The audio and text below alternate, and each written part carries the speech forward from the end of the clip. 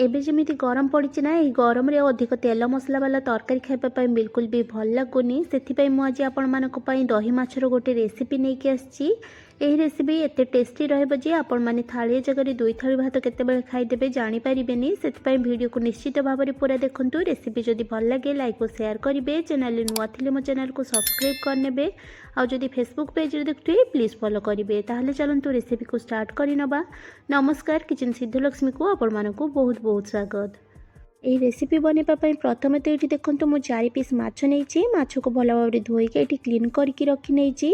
IT आपण मैंने देखिपे मुझे 2टी पेटी पीस और 2टी चेका पीस यूज कर तरकारी बनवाई। यहाँ भाकुर माछ अच्छी आपण मैंने जेकोसी बड़ माछर यही रेसिपी को ट्राए करें। प्रथम आम माछ को मेरिनेट करवा से अल्प टिके लुण एड कर नौची। ता सहित ये देखो मुझे जस्ट टिके खाली हलदी गुंड एड कर नौची।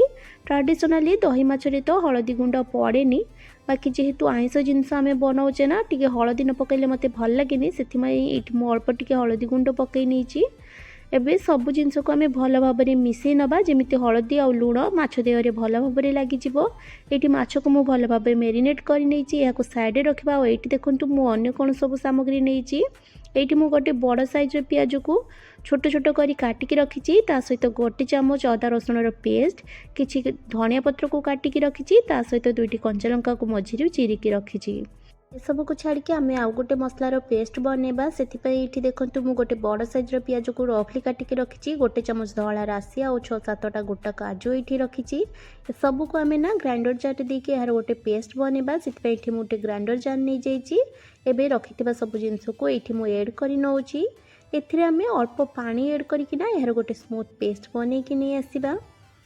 ये देखो सब जिनस को भल भाव में ग्राइंडिंग करके मुझे गोटे स्मूथ पेस्ट बन रेडी कर नहीं।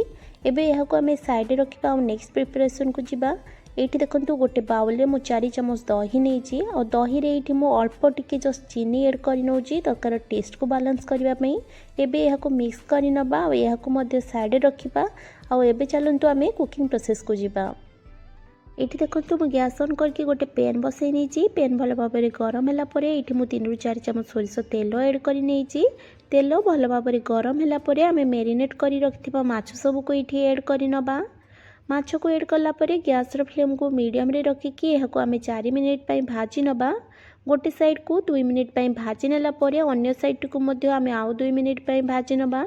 माछ को ये आपण मैंने अधिक समय अधिक लाल करके बिल्कुल भाजबेनी, नहले तरकारी टेस्ट बिल्कुल भल आसबनी। 4 मिनिट कुक कलापर ये देखो माछ बोथ साइड रो हल्का कलर होगी भाजी हो जाइए। याठू अधिक लाल करके बिल्कुल भाजबेनी। यही स्टेज रे ना आम माछ सब को गोटे प्लेट को बाहर करके रखी नवा। ये देखो मु सब माछ को गोटे प्लेट को बाहर करके रखी नेला ना सेम पैन रे अल्प टिके तेल रही। से तेल रे मु आउ गोटे 2 चामच तेल एड कर नौची। तेल भल भाव में गरम है ये मु हाफ चामच गोटा जीरा एड कर नहीं। जीराटा फुटी गलापर ये मु काटिक रखिथिबा पियाज को एड कर नौची। पियाज को एड करके आम मीडियम फ्लेम रे इटा लाइट ब्राउन कलर है पर्यंत फ्राए कर नवा। पियाज को भाजवा टाइम रे मझे मझे यहाँ एपट सेपट करके मिसई नौथिबा, नहले पियाजटा गोटे साइड पोड़ीज और तरकार टेस्टा खराब हो। 2 मिनिट पाखापाखि मीडियम फ्लेम रे फ्राए कलापर ये देखो पियाज लाइट ब्राउन कलर हो जाइए। मुझे गोटे चामच अदा रसुण पेस्ट को एड कर नौची। अदा रसुण पेस्ट को एड कलापर यहाँ आउ 2 मिनिट भाजी नौची, जहाँफल अदा रसुण कंचा बास्नाटा चलीज। अदा रसुण कंचा बास्नाटा चली जापर ये देखो आम जो पियाज धला राशि आ काजूर पेस्ट बनी ना सहीटा को ये एड कर नहीं। एबे यहाँ भल भाव में मिसईकी आउ 2-3 मिनिट कषि नवा जमी मसलाटा बढ़िया भाव में कषि हो।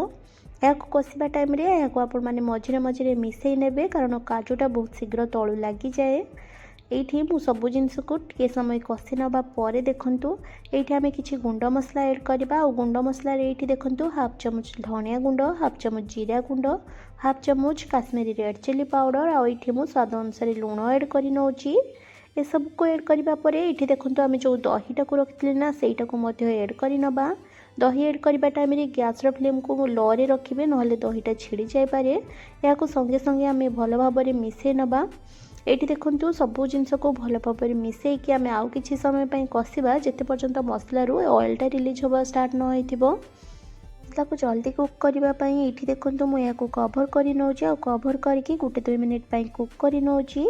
कवर को ये गोटे 2 मिनिट पर खोलिकी देखा देखु आठ आपने देखिपे मसलाटा केते बढ़िया भाव में कषि हो आसला पूरा ऑयल भी सेपरेट हो जाए। स्टेज ना आम ए पानी एड करनबा।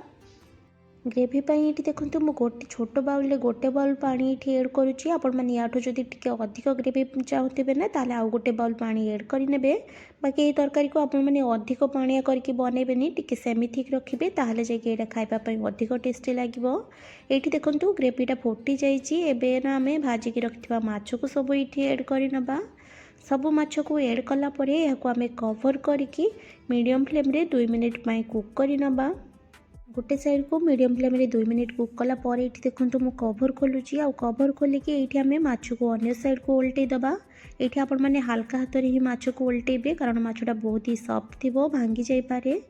माछ सब को अन्य साइड को ओल्टेकी आउ 2 मिनिट आम कुक करनबा जहाँफल माछटा पूरा प्रॉपर्ली कुक हो। उल्टी सारिबा परे मध्य याको आमे कवर करके ही आउ 2 मिनिट लो फ्लेम रे कुक करबा। टोटल 4 मिनिट लो फ्लेम रे कुक कला परे एठी देखंतु मु कवर खोलुची आ एठी आपण माने तरकारी लुकटा देखि पारथबे। एठी ऑयलटा ऊपर को उठी आछि। एठी हमर तरकारी फ्राई हेई आसलानी। लास्ट एठी आमे किछि कटा हेतिबा धनिया पत्र आ किछि कटा कंचा लंका को ऐड करिनबा। ता सहित एठी आमे अल्प टिके गरम मसला मध्य ऐड करिनबा। एटा होममेड गरम मसला अछि। लास्ट ये आम हल्का हाथ में सब जिनस को टिके मिसई नबा। यही स्टेज रे गैस फ्लेम को ऑफ करके कवर करके 2-3 मिनिट रेस्ट पाई छाड़ीदबा। 3 मिनिट पर ये देखो मु कवर खोलुची आ ये आपण मैंने देखिपे गर्मा गरम दही माछ सर्व करने बिल्कुल रेडी हो जाइए। आपण मैंने तो अधिक तेल बा अदा रसुण पेस्ट देकी सब बेले माछ तरकारी बनाऊे। बाकी यही प्रोसेस रे एमती थे बनईकी देखिए आपण मैंने निश्चित भाव में डबल भात खाई ने यहाँ एत टेस्टी लगे आपण मानू। ताहले ये रेसिपी को ये प्रोसेस रे निश्चय थे ट्राए करेंगे। आउ केमिति लागला मते कमेंट सेक्शन में निजर मतामत जणाइबा जमा भी भूलिबेनी। माँ लक्ष्मी समस्तंकर मंगल करंतु यही कामना सहित आज रोची। पुणी आसबि आउ एक नुआ रेसिपी नहीं कि सेतेबेल पर्यंत स्टे सेफ स्टे हेल्दी। जय माँ लक्ष्मी।